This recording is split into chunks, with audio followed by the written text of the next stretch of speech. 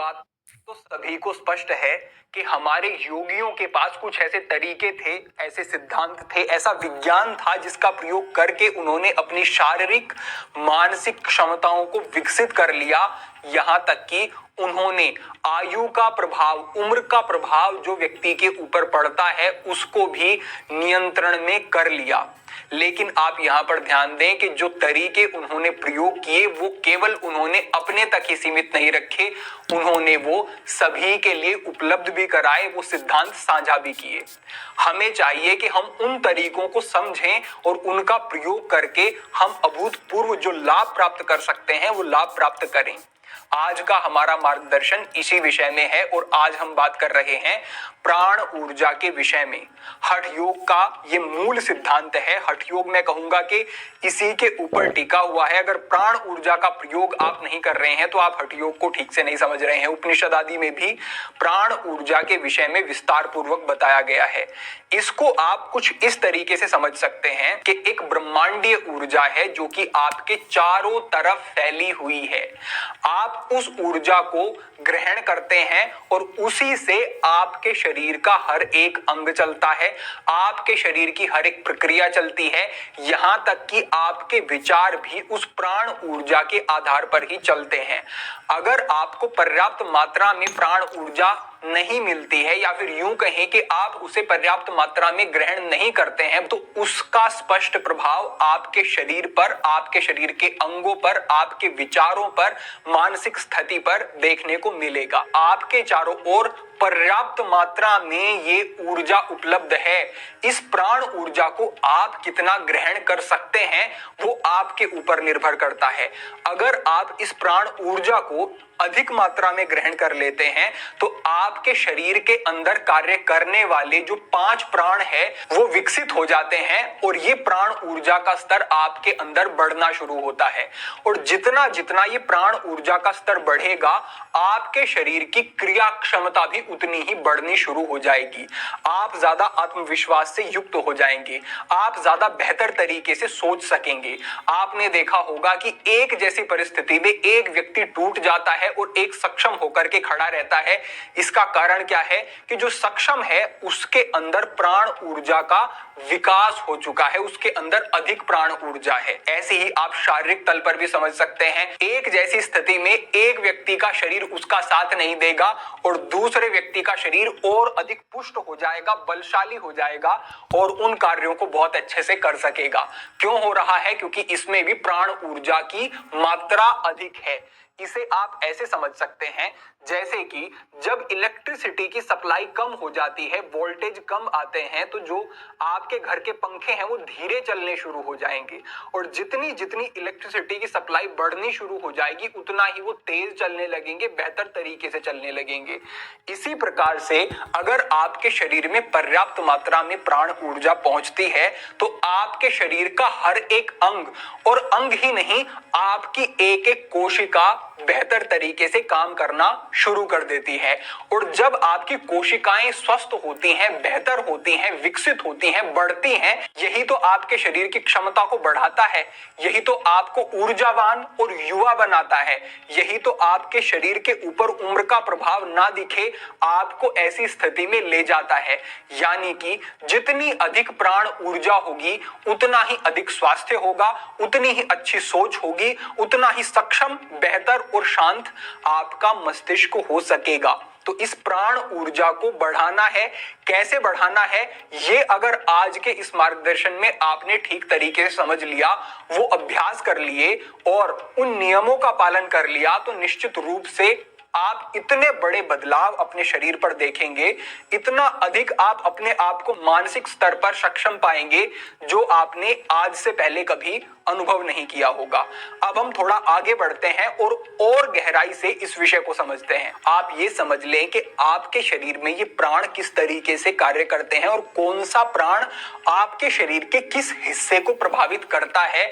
और अगर आप प्राणों का संतुलन कर लेते हैं, प्राण ऊर्जा को बढ़ा लेते हैं तो कौन कौन से फायदे आपको मिल सकते हैं। सबसे पहली बात कि आपके शरीर में 5 प्रकार के प्राण कार्य करते हैं। प्राण, अपान, समान, उदान और व्यान, ये 5 प्राण होते हैं। इन प्राणों में जो प्रमुख प्राण होता है वो प्राण नामक प्राण ही होता है। ये जो प्राण है यही अपान, समान, उदान और व्यान नामक जो प्राण है 4, इनको ऊर्जा प्रदान करता है, इनका संतुलन बनाता है, इनको व्यवस्थित करता है।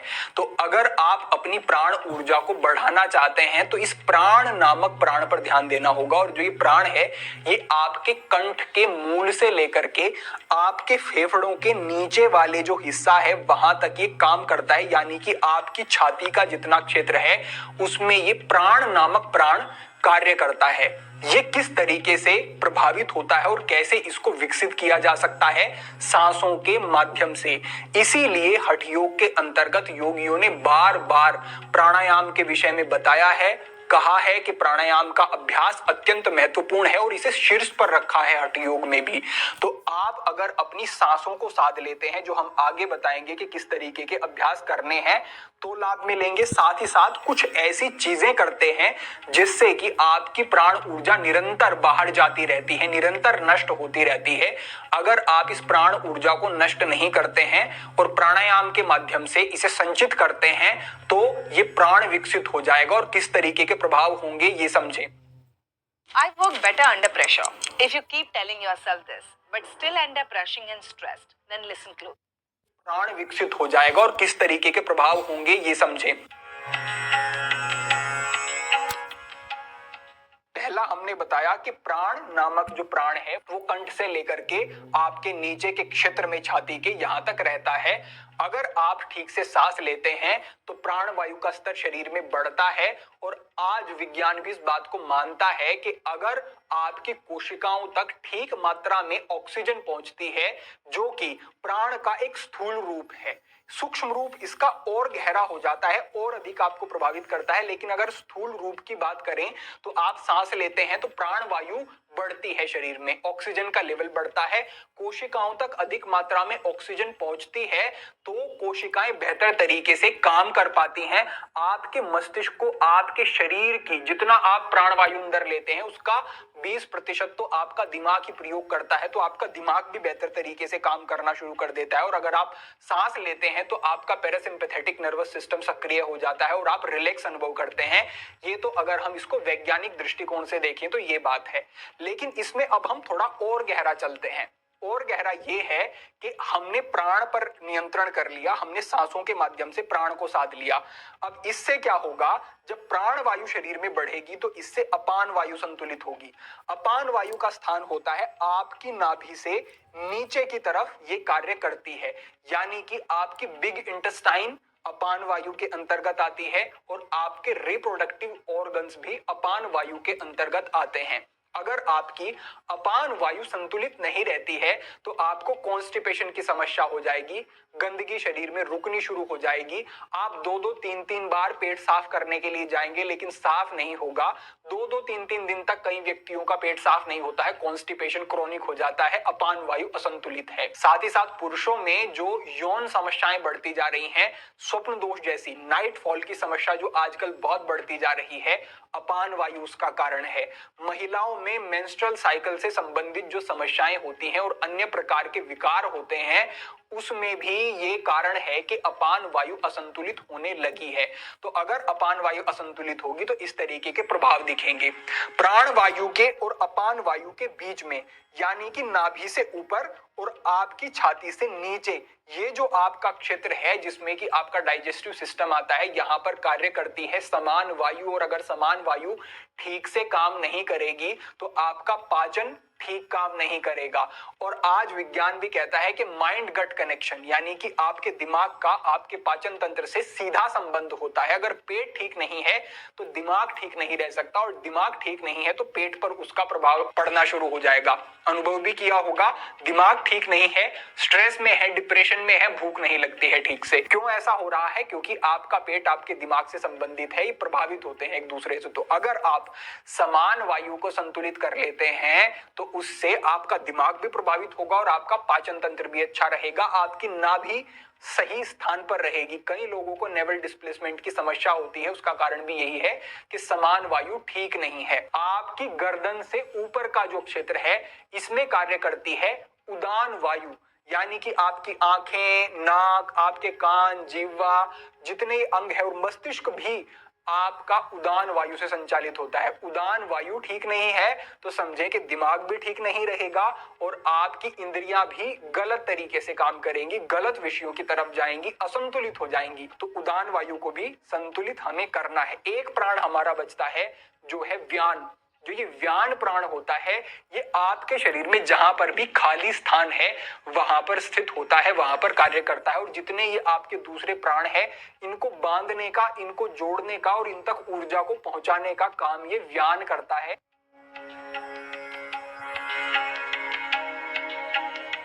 तो आपने समझा कि किस तरीके से ये प्राण ऊर्जा आपके शरीर के अलग अलग अंगों और आपके मस्तिष्क को प्रभावित करती है। अब आगे बढ़ते हैं और समझते हैं कि कैसे इसको विकसित किया जा सकता है। सबसे पहले आप समझें कि कई व्यक्ति होते हैं जो कि मानसिक समस्याओं से ग्रसित होते हैं।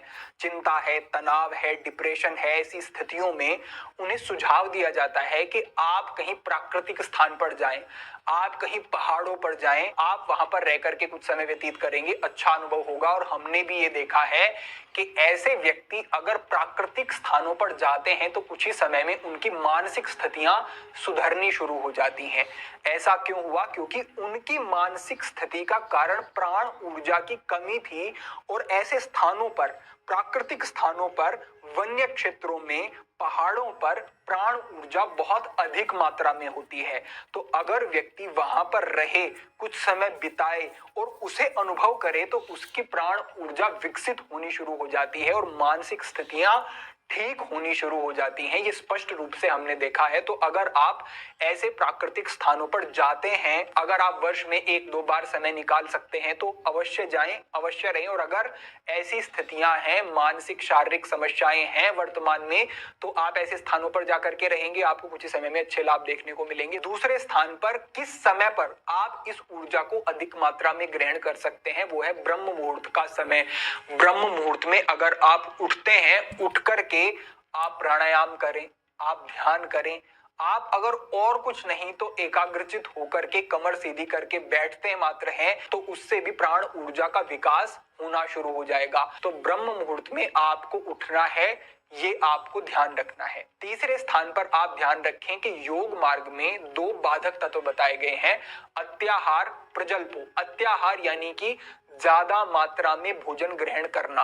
आप जब ज्यादा खाना खाते हैं तो आपकी प्राण ऊर्जा उस खाने को पचाने में लगी रहती है और नष्ट होती रहती है, जिससे कि व्यक्ति लो फील करता है। कई बार उसे जैसे तनाव सा हो जाता है, मानसिक अस्थिरता हो जाती है। और धीरे धीरे जब इस तरीके की आदत वो बनाए रखता है तो पाचन तंत्र भी खराब हो जाता है और मानसिक स्थिति भी बिगड़ जाती है। तो अत्याहार, ज्यादा मात्रा में भोजन करना, ये भी आपकी प्राण ऊर्जा का हाश करता है, उसे नष्ट करता है। इससे आगे बढ़ते समझें कि अधिक बोलना, प्रजल्पो इसे योग में कहा गया है। तो अधिक जो व्यक्ति बोलता है वो बोलने के माध्यम से बहुत अधिक ऊर्जा नष्ट होती है। तो जो बोले, जो अनिवार्य है, जो सार्थक है, मात्र उतना ही बोलें। अन्यथा जितना अधिक हो सके कम बोले, चुप रहें। मौन आप रखना चाहते हैं हफ्ते में 1 बार, महीने में 2-3 बार, तो अच्छा है आपके लिए, ये भी आप कर सकते हैं। तो कम बोलें, सार्थक बोलें, जितना अनिवार्य है, आवश्यक है, उतना ही बोलें। इस बात का ध्यान रखें। इससे आगे बढ़ते हुए आप समझें कि योग के अंतर्गत बार बार कहा जाता है कि कमर की तरफ ध्यान दें, रीढ़ की तरफ ध्यान दें।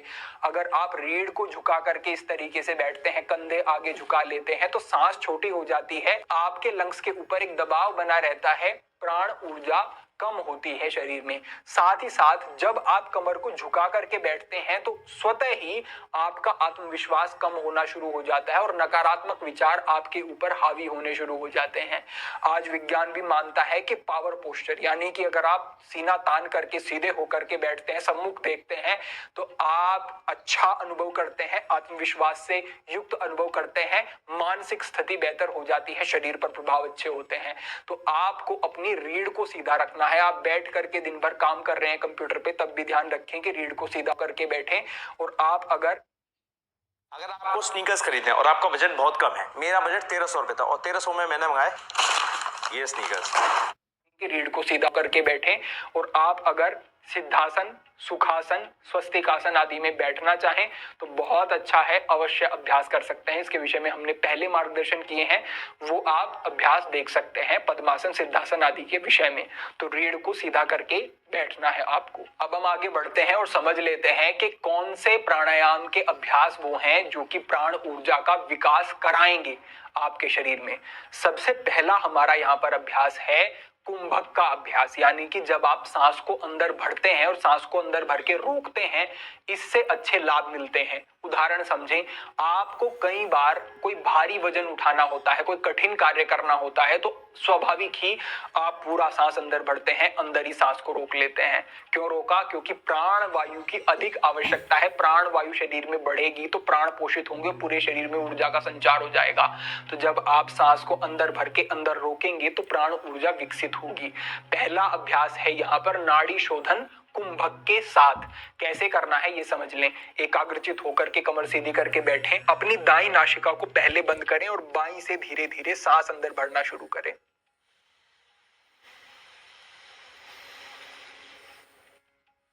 पूरा सांस अंदर भरने के बाद दोनों नासिकाओं को बंद कर लें और सांस को अंदर ही रोकें। जितने अधिक समय तक रोक सकते हैं रोके रखें। उसके बाद दाईं नासिका से सांस को धीरे धीरे बाहर छोड़ दें।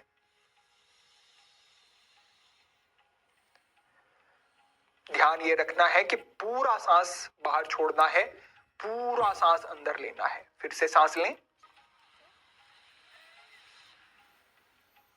फिर से सांस को अंदर ही रोकें, जितनी देर रोक सकते हैं रोक के रखें और बाईं नासिका से बाहर छोड़ दें, फिर बाईं से ही अंदर लें। इस तरीके से आपका ये अभ्यास रहेगा। हर बार आपको सांस को पहले अंदर रोकना है, उसके बाद बाहर छोड़ना है, फिर अंदर लेना है, रोकना है और दूसरी नासिका से बाहर छोड़ना है। इस तरीके का आपका ये अभ्यास रहने वाला है। इस अभ्यास से बहुत ही अच्छे लाभ मिलेंगे और प्राण ऊर्जा तेजी से विकसित होगी। साथ ही साथ जो दूसरा अभ्यास है यह है भस्त्रिका प्राणायाम का अभ्यास। भस्त्रिका प्राणायाम में भी आप कुंभक का अभ्यास करेंगे। पहले आप सीधा होकर के बैठ जाएं और सांस को पूरा अंदर लें। ध्यान यही रखना है कि सांस इतना लेना है कि और थोड़ा भी सांस अंदर नहीं ले सकते हैं आप। तेज नहीं करने की जरूरत है। इस अभ्यास में धीरे ही करेंगे जिससे कि ज्यादा प्राणवायु आप संचित कर सकें। तो गहरा सांस अंदर भरेंगे, अंदर सांस भरने के बाद सांस को अंदर ही रोकेंगे, रोक करके रखेंगे। जब असहज लगेगा बाहर छोड़ेंगे। फिर से अंदर भरेंगे, सांस को अंदर ही रोक लेंगे, रोक के रखेंगे और फिर से बाहर छोड़ेंगे। इस तरीके से कुंभक के साथ आप ये अभ्यास करते हैं तो इससे भी आपको अच्छे लाभ मिलेंगे। ये दो अभ्यास विशेष रूप से आपको करने हैं। साथ ही साथ आप भ्रामरी प्राणायाम का अभ्यास करते हैं, ये भी उपयोगी है। इसके विषय में हमने अलग से विस्तार पूर्वक मार्गदर्शन किया है। इसका लिंक हम डिस्क्रिप्शन में साझा करवा देंगे। तो ये 3 अभ्यास आपको करने हैं, कुंभक के साथ करने हैं। अगर आप चाहें तो बिना कुंभक के अलग से नाड़ी शोधन और भस्त्रिका कर सकते हैं, लेकिन कुंभक के साथ भी आपको इन अभ्यासों को अवश्य ही करना है।